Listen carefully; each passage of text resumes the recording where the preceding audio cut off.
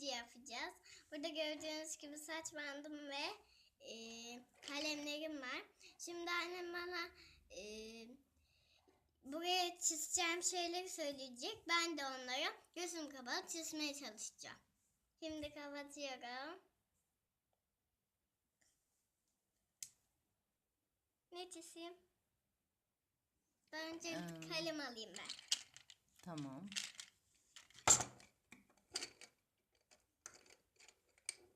Kalemimi aldım. Tamam. Kalemi aldım. Şimdi bir güneş çizer misin? Tamam.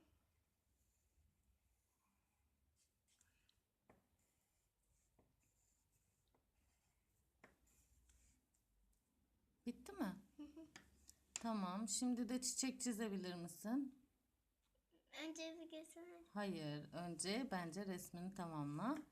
Sonra bitmiş haline bakarız.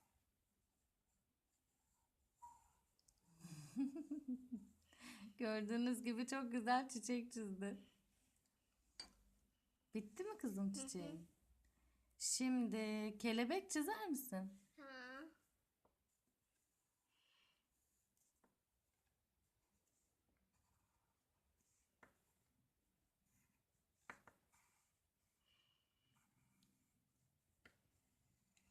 Bitti. Bence bir de bulut çizebilirsin. Tamam. Bitti. Bulutun altına da bir ağaç olsun.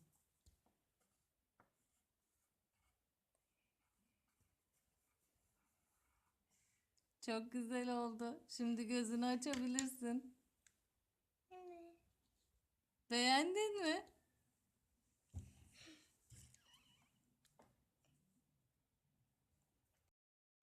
Nasıl çizmişim ben onu ya?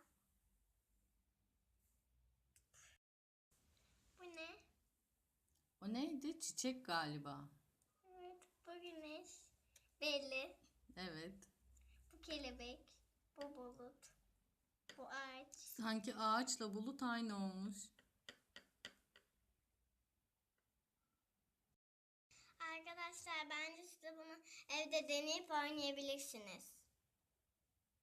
Arkadaşlar şimdi de gözüm açık onları renkle gideceğim.